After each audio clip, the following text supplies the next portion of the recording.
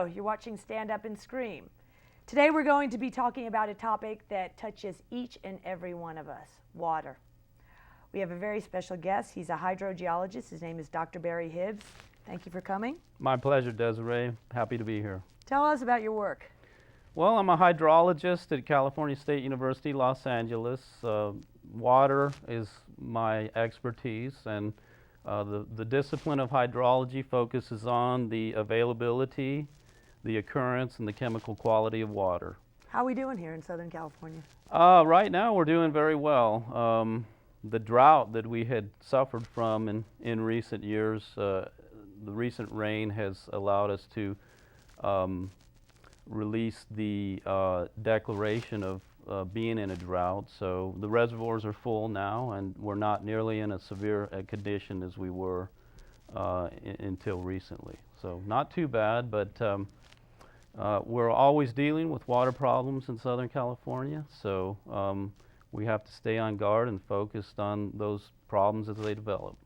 Where do we get our water from here? Water for municipal use. Just where does the water that we drink and that we use here in Southern California, where does it come from? Well, there's some local water that is naturally recharged to aquifers due to precipitation in some of the mountain ranges that flank the Los Angeles basin. You said that's some local water, right? Right. The local water is that derived from local precipitation, but this is a semi-arid region, and the natural availability of water here would only provide enough for about 1 million people. So most of the water that is used to satisfy the municipal demands and industrial demands in Southern California comes from 3 different sources. Owens Valley, which provides water to the Los Angeles Aqueduct and brings a tremendous amount of water to the city of Los Angeles. Colorado River water, which also comes via the Colorado River Aqueduct to Southern California. And then what we call state project water, which is from Northern California, coming from the Sacramento, San Joaquin Delta. So we're bringing in probably 80 to 90% of our water supply from those 3 different imported water sources. That's quite a bit. It is. And those individuals who formerly had access to that water in Northern California aren't They're really... not too happy about they're it, not are too they? pleased about it, but Southern California, it's a vital part of the state's economy, so, you know, interbasin transfers are in the best interest of the state overall. I understand that we have, I guess, brown water reuse here. Is that what you call it? We are moving more towards reusing water, reclaimed water. There's a tremendous amount of that generated, obviously, as wastewater from, you know, all the residents here. Formerly, much of that received a kind of a lower level of treatment and then was discharged to various waterways where it flowed out into the ocean. But increasingly, wastewater is being used for not only irrigation of residential and urban landscapes, but now they're making plans to increase its use for direct recharge of our water supply aquifers. They clean it pretty well, don't they?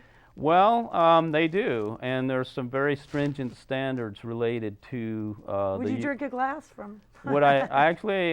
It depends on the level of treatment, but for any new systems that are being proposed, for example, Orange County had just established what they call the groundwater replenishment system, where they treat water to an incredible quality using a variety of methods, including reverse osmosis, and then they recharge it into the ground.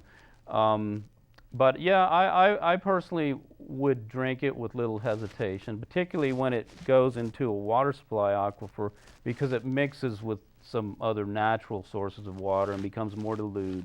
And then there's a minimum time between the time it is recharged to when it is captured by a water supply groundwater well. It needs to be a minimum of 6 months. So if there happen to be any components in that water that may be harmful, that amount of time that it is in transit from recharge to extraction allows it to be remediated. So it percolates down into the aquifers? It does, yeah. They use mainly recharge basins.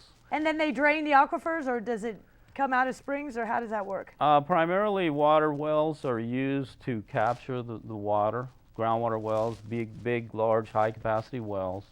But many of the basins in Southern California are adjudicated, meaning that there can only be an amount of water extracted that matches the amount that is replenished. And that means from natural recharge, from runoff, or from recharge basins using not only reclaimed water, but also urban runoff and imported water. Imported water is brought in and is stored in these underground basins, and it also leads to what we call safe yield of the groundwater aquifers, meaning that you can only pull out as much water as is being recharged. What is the danger of taking more water than is being recharged out of your aquifers? Is there a danger in it? Yeah, there certainly is. And in fact, many communities do that in the Southwest. When I say some basins are adjudicated, that means that they are regulated in the sense that you have to, in the long term, replenish them at the same rate they've been extracted. But when you extract water at a rate greater or faster than it's replenished, that's a term what we call mining of the aquifer, meaning that eventually it will be dewatered. And when it's dewatered, of course, it's not a sustainable resource. So there are cities throughout the Southwest that are doing that. So, you know, their water future is an uncertain one because of the fact that these aquifers are being mined. How pure is that water in the aquifers? For the most part? Which water? Or it varies from Well, locale? yeah, absolutely. A lot of the water in Los Angeles is contaminated. From what, dry cleaners? Leaking underground storage tanks, industries.